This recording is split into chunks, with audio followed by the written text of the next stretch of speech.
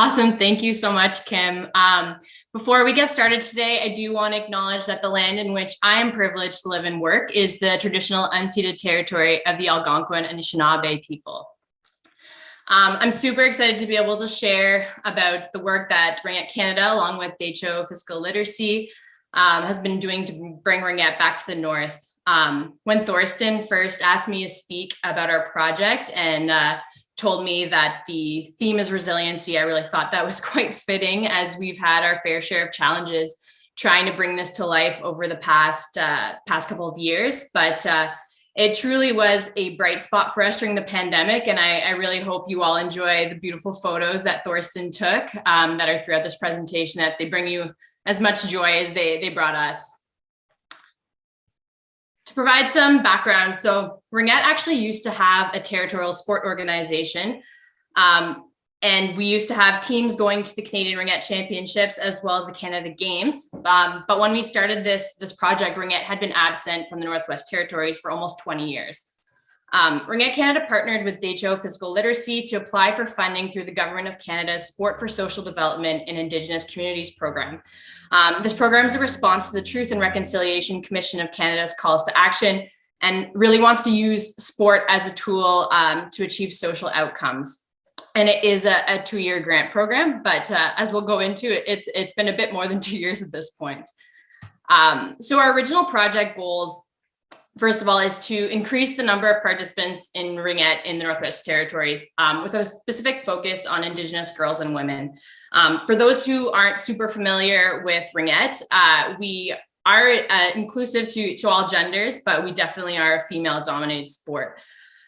We also wanted to increase the overall physical health of participants through structured play and physical activity. And finally, to train coaches and volunteers to ensure that we weren't just airdropping a program in and leaving. We really wanted to build something that was going to be long lasting.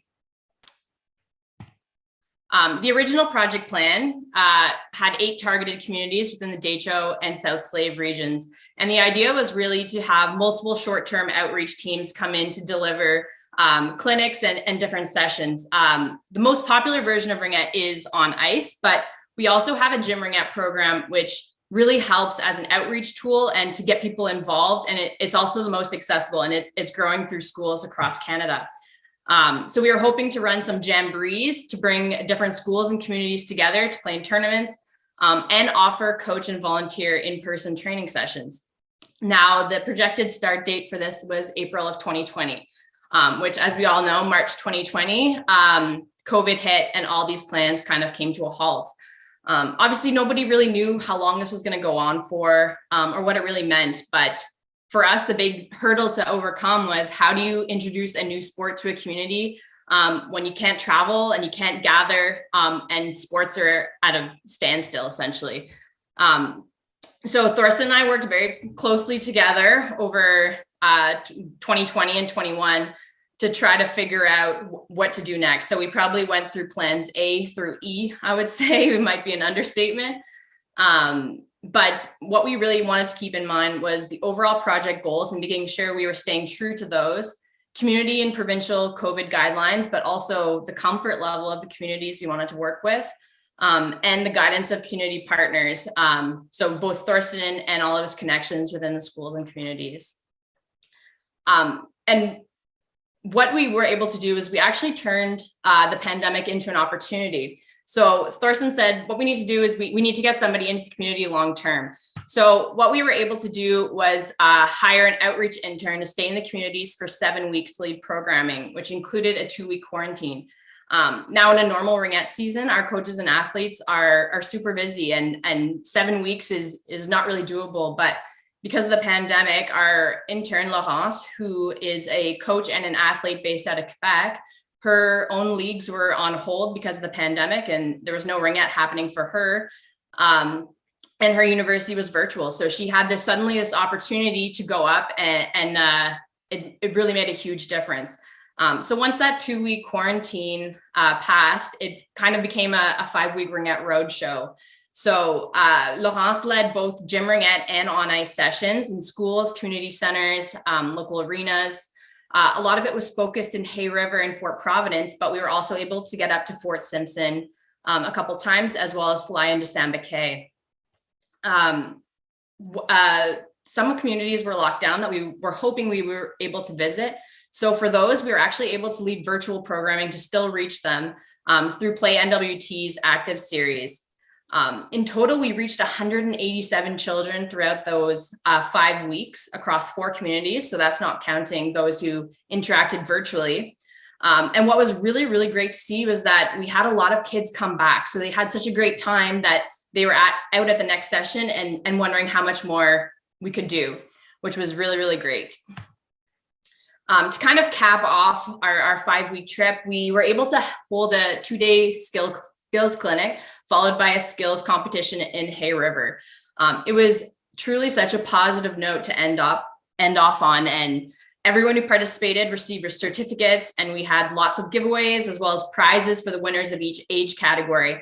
And we really had such a great community engagement and questions from participants and caregivers about how they can get involved, about the sport. And it truly was a really, really wonderful way to kind of cap off this first trip. And we hope that this will eventually become kind of a repetitive annual thing. So successes and learnings. So I think our biggest success was turning COVID into an opportunity.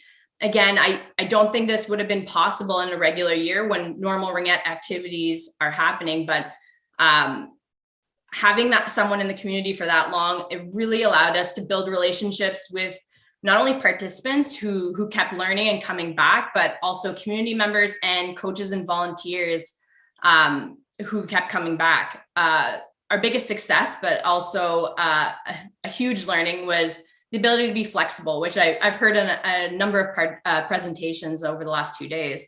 Not only did we have to adapt to ever-evolving public health guidelines, in the week before we left, we still weren't entirely sure that this was going to be able to happen. But our programming also had to remain flexible to meet the needs of the participants and the communities. So one way in which we did that was the virtual sessions for those communities that we couldn't get into.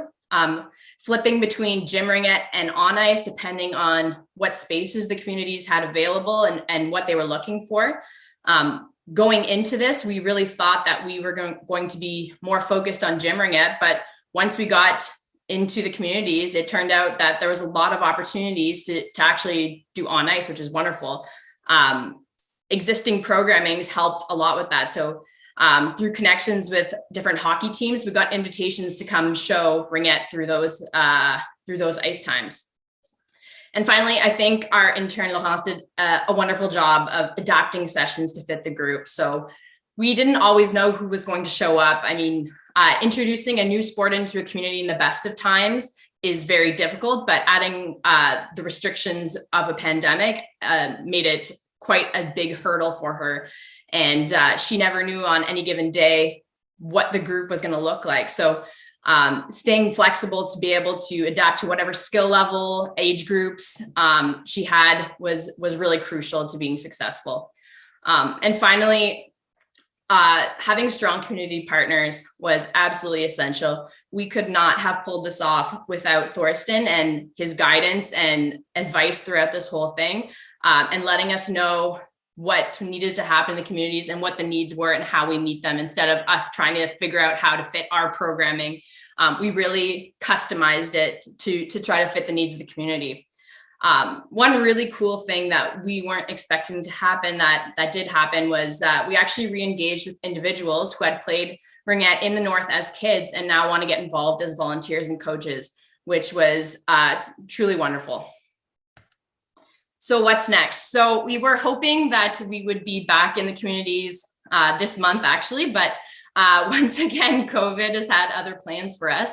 So we'll be extending this probably for another year, the initial funding, but we really want to build off the foundation that we built and continue to grow the game into more communities in the North. What we really want to see is some reoccurring gym and on ice Ringette programming. Every Monday night it's Ringette, and in schools kind of starting to see that take a better hold.